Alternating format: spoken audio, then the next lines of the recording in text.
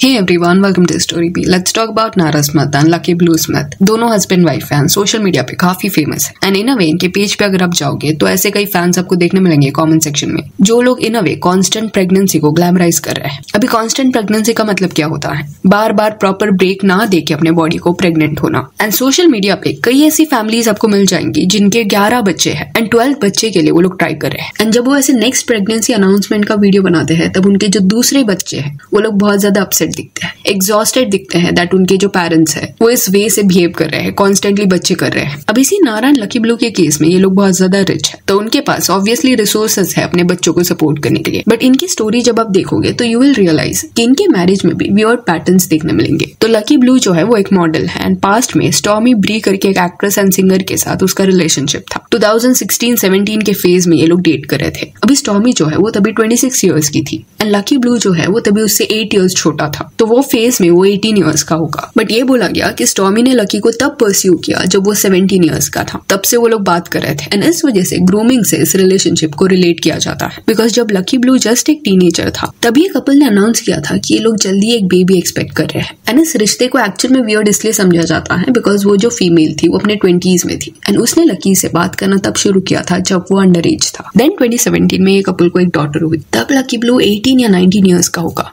And then 2018 में ये couple का ब्रेकअप हो गया। अभी नारा स्मिथ जो है वो 2001 बॉर्न है एंड 3 साल वो लकी ब्लू से छोटी है। ये बोला जाता है कि नारा जब 17 ईयर्स की थी तब इनके बीच में कॉन्वर्सेशन शुरू हुआ था, तब लकी का एज कुछ 20 या 21 ईयर्स होगा। अपना रिलेशनशिप इन्होंने ऑफिशियल 2019 में किया था। दोनों भी मॉडल है एंड जब से ये लोग रिलेशनशिप में आए हैं तब से बैक टू बैक नारा जो है वो कंसीव करी है। कुछ वक्त इन्होंने डेट किया एंड डायरेक्टली फरवरी 2020 में इन्होंने शादी करने का डिसाइड किया एंड शादी के कुछ महीने बाद नारा स्मिथ जो है वो प्रेग्नेंट हो गई, तब वो 19 ईयर्स की थी एंड देन अक्टूबर 2020 को इनको एक डॉटर हुई जिसका नाम रंबल रखा गया एंड ये जो फर्स्ट डिलीवरी था उसके जस्ट 5 मंथ्स बाद नारा जो है वो फिर से प्रेग्नेंट हुई। ये 2021 का साल था। देन जनवरी 2022 को इनको एक बेटा हुआ जिसका नाम स्लिम इजी रखा गया। फिर अगेन नेक्स्ट ईयर 2023 में फिर से नारा प्रेग्नेंट हुई एंड अप्रैल 2024 में इनको एक डॉटर हुई जिसका नाम विम्सी लू है। Then guess what, next year 2025 यानी कि ये साल फिर से she is pregnant and 4th baby अभी इनको होने वाला है। यानी कि जब से ये लोग रिलेशनशिप में आए हैं तब से नारा जो है वो प्रेग्नेंट होती जा रही है। सी इट इज अंडरस्टूड कि कुछ लोगों का चॉइस होता है कि यंग एज में ही उनको फैमिली करना है। खुद नारा ने ये बोला था दैट उसको जल्दी मदर बनना था एंड ये उसको पता था, तो that is cool. I'm about to have 4 kids under 5 and I'm only 23, so let's talk about it. First off, was it planned? No, this was a surprise baby. I said I was totally done after our last one. पर कहीं ना कहीं indirectly इनके content via ये चीज को glamorize किया जाता है कि क्विकली बच्चे करने में कोई प्रॉब्लम नहीं है एंड कुछ ऐसे भी कमेंट्स रहते हैं इनके रील्स के नीचे जिसमें लिखा जाता है कि उनका भी प्लान ये है कि जल्दी जल्दी अपने 20s में बच्चे करे सो दैट अपने 30s में वो फ्री हो जाए। तो ये एक बहुत गलत नोशन है। लोगों को जो लगता है कि 20s में ही अपने बॉक्सेस को टिक करना है, शादी करना है, बच्चे करने हैं एंड वो सॉर्टेड है, 30s में वो लोग फ्री हो जाएंगे। तो फ्री होने का मतलब यहाँ पे क्या है? बिकॉज बच्चा कोई एक एक्टिविटी नहीं है जो आप टिक कर रहे हो, वो एक लाइफ टाइम रिस्पॉन्सिबिलिटी है। और दूसरी चीज ये है कि हर साल प्रेग्नेंट होने का जो प्रैक्टिस है उसको इंटरनेट पे बिल्कुल भी ग्लैमराइज नहीं करना चाहिए और ये मेडिकली भी रेकमेंड किया जाता है। इसके बारे में आप सर्च करना, इट इज रिस्की। WHO जो है वो खुद ये बोलता है कि इट इज रिकमेंडेड कि 18 to 24 मंथ्स का गैप हो हर एक डिलीवरी के बाद और ये इसलिए होना चाहिए बिकॉज वुमन का जो बॉडी है वो रिकवर करेगा इस फेज में। प्लस नेक्स्ट प्रेगनेंसी के वक्त बच्चे को कोई कॉम्प्लिकेशंस या रिस्क नहीं होंगे। अगर बार बार आप बच्चे करोगे प्रॉपर गैप ना लेते हुए तो हो सकता है आपकी बॉडी पे अफेक्ट ना हो बट आपका जो बच्चा है उसकी जो ग्रोथ होगी आगे उसमें सर्टेन इश्यूज देखने मिल सकते हैं बिकॉज जो न्यूट्रिएंट्स उसको चाहिए वो प्रेगनेंसी के दौरान उसको नहीं मिलता। देन WHO ने ये भी लिखा था a gap less than 17 months is risky and नारा एंड लकी ब्लू के केस में 5 महीने के गैप में इन्होंने कंसीव किया है। पहला बेबी डिलीवर हुआ और कुछ महीने बाद फिर से कंसीव किया नारा ने। अभी आप में से कुछ लोग ये बोलेंगे कि अरे नारा तो बहुत हेल्दी लग रही है, बहुत स्मूथली प्रेगनेंसी जर्नी अपना निकालते हुए दिखाई दे रही है, बट जो बच्चा ग्रो कर रहा है उसके लिए भी रिस्की होता है। ये रूटीन से होता क्या है कि बॉडी को प्रॉपरली हील होने का जो वक्त लगता है वो नहीं मिलता एंड जो एनवायरमेंट क्रिएट करना होता है एक बच्चे के ग्रोथ के लिए वो प्रॉपरली बॉडी नहीं क्रिएट कर पाता and hence it is very important कि ऐसी चीजों को हम ग्लैमराइज ना करें। बिकॉज ऐसे रील्स को जब आप कंज्यूम करते हो तो एट टाइम्स होता क्या है कि कपल्स जो होते हैं वो खुद का लाइफ इनके साथ कंपेयर करने लग जाता है। इसमें इन्फ्लुएंसर्स की गलती नहीं है, देखने वालों की गलती है, बट सैडली दिस हैपेंस। कई लोग अपने पार्टनर्स को भी क्वेश्चन करते हैं कि अरे ये पर्सन इतना इजीली ये सब कर पा रही है, why can't you do it. Recently नारा ने एक रील डाला था जहाँ पे उसने लिखा था all the ages / years I have been pregnant and उसके बाद 6 डेट्स उसने दिखाए स्क्रीन पे, जिसको देखने के बाद लोगों को कंफ्यूजन हुआ कि 4 प्रेगनेंसीज की हुई है तो यहाँ पे 6 डेट्स क्यों है। कुछ लोग बोल सकते हैं हैं कि लकी ब्लू की जो पहली डॉटर है उसके बारे में यहाँ पे बात हो रहा होगा,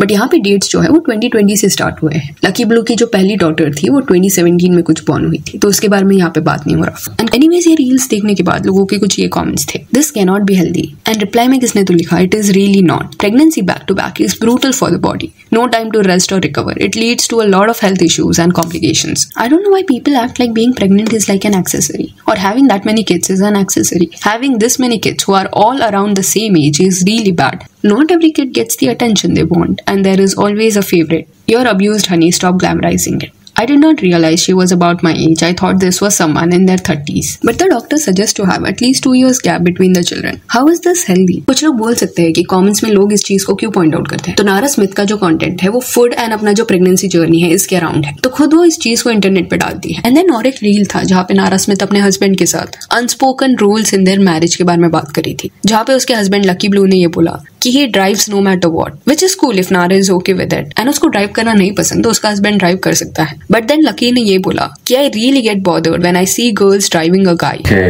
one thing I do is I drive no matter what. Always. I don't even attempt to get in the car. Yeah, I really get bothered when I see girls driving a guy. I don't know why.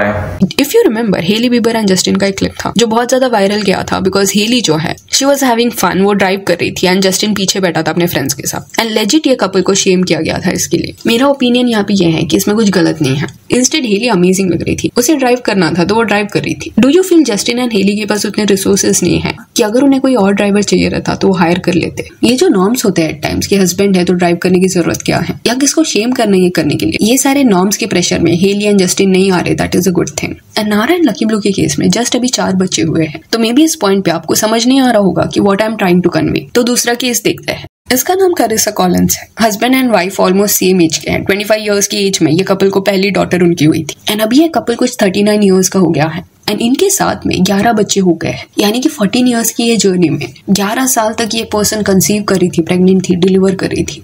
And इनके dates अगर आप देखोगे तो ये भी notice आप करोगे कि 25 की एज से अभी तक ऑलमोस्ट हर साल इस पर्सन ने बच्चा डिलीवर किया है। कुछ बीच में ऐसे ईयर्स हुए होंगे जहाँ पे वो प्रेग्नेंट नहीं थी। अभी आप ये मत सोचना कि बॉडी को रेस्ट देने के इंटेंशन से उन्होंने ये किया था, ऐसा नहीं है। एक पोस्ट वाया इन्होंने ये रिवील किया था कि पास्ट में सैडली इनका एक मिसकैरेज हुआ है। अभी कुछ लोग यहाँ पे बोलेंगे कि अगर हस्बैंड वाइफ को ये जर्नी एग्जॉस्टिंग नहीं लगता तो दूसरे क्यों इशू क्रिएट करे। तो यू हैव टू अंडरस्टैंड कि ये सिर्फ उनका जर्नी नहीं है, उनके बच्चों का भी ये जर्नी है। उनके बच्चे ये डिसीजन से खुश नहीं दिखते जब उनके अराउंड कंटेंट बनाया जाता है एंड उनके रिएक्शन से ये पता चलता है। बीच में हुआ क्या था 2025 में जस्ट कुछ महीने पहले 12th प्रेगनेंसी का अनाउंसमेंट ये लोग कर रहे थे। करिसा कॉलिंस ने अपने बच्चों को नहीं पता था कि वो फिर से प्रेग्नेंट है। उसने डिसाइड किया कि वो कैमरा ऑन करेगी, कंटेंट बनाएगी एंड देन अनाउंसमेंट करेगी अपने 11 बच्चों के सामने कि वो प्रेग्नेंट है। एंड जैसे ही उसने बोला कि वो फिर से प्रेग्नेंट है, उस पॉइंट पे जो बड़े बच्चे हैं जिनको समझ आता है एग्जैक्टली ये सब क्या हो रहा है, वो खुश होने से ज्यादा डिसअपॉइंटेड दिख रहे थे। एग्जॉस्टेड है ऐसा आवाज उन्होंने निकाला। बिकॉज एक तो पेरेंट्स बनने का मतलब सिर्फ ये नहीं है कि तुम अपने बच्चों को कपड़े एंड खाना प्रोवाइड करो, लव एंड अटेंशन भी उनके लिए उतना इंपॉर्टेंट है। एंड क्लियरली अगर आप कॉन्स्टेंटली बच्चा पैदा करते जा रहे हो तो कैसे अपने बच्चों को वो अटेंशन प्रोवाइड कर पाओगे जब आपके घर में दूसरा एक न्यूबॉर्न बेबी ऑलरेडी आ चुका है। यानी इतने बच्चे अगर होंगे तो बेबी सिट करने के लिए आपको हेल्प लगेगा। And it seems as if कि वो जो जिम्मेदारी है वो बड़े बच्चों पे आ रही थी। जो भी टीनेजर्स हैं इनके घर में 13, 14, 15 इयर्स की एज के, उन्हें समझ आ रहा है कि एग्जैक्टली हो क्या रहा है। ये लोग बैक टू बैक अभी फैमिली में मेंबर्स इंक्लूड कर रहे हैं एंड वो टीनेजर्स खुश नहीं दिख रहे इससे। एंड बच्चों को लेके वो लोग कॉन्स्टेंटली कॉन्टेंट बनाते हैं, कंटेंट के चक्कर में अपने फैमिली को एक्सप्लॉइट कर रहे हैं ऐसा लग रहा है। एंड प्रेगनेंसी के अराउंड बात करना इज वेरी इंपॉर्टेंट। सोचो 2025 में भी प्रेगनेंसी के अराउंड लोगों में इतना अवेयरनेस नहीं है। मैंने बीच में एक रील देखा था जिसमें एक पर्सन ये बोल रहा था कि पोस्टपार्टम डिप्रेशन कुछ नहीं होता। हमारी माँ दादी इन्होंने भी बच्चे पैदा किए, प्रेग्नेंट हुए हैं, उनको तो ऐसा कुछ डिप्रेशन नहीं हुआ। ये जो टर्म है वो मॉडर्न थॉट रखने वाली लड़कियों ने क्रिएट किया है। तो इससे दिखता है कि एक प्रूवन मेडिकल टर्म को ये लोग डिसरिगार्ड करते हैं कि ये तो एग्जिस्ट ही नहीं करता, ये बनावटी चीज है। तो सोचो कितनी जानकारी ये लोग लैक कर रहे हैं। नो डाउट प्रेगनेंसी एक अमेजिंग जर्नी होता है कुछ लोगों के लिए, बट ये फैक्ट को खुल के एक्सेप्ट करो कि ये जो जर्नी होता है उसमें फीमेल का जो बॉडी है वो कॉन्स्टेंटली रिस्क में रहता है इनकेस कोई भी कॉम्प्लिकेशन हुआ। सो यहाँ that's it for this video. Do let me know कि नारा स्मिथ, लकी ब्लू एंड जो कॉलिंस फैमिली है इनके जर्नी के बारे में आपका क्या कहना है। If you want you can follow us on Instagram, जिसका लिंक आपको डिस्क्रिप्शन में मिल जाए। और ये वीडियो अच्छी लगी तो इस लाइक एंड शेयर करें और इसे और अपडेट्स के लिए चैनल को प्लीज सब्सक्राइब करें। Thank you.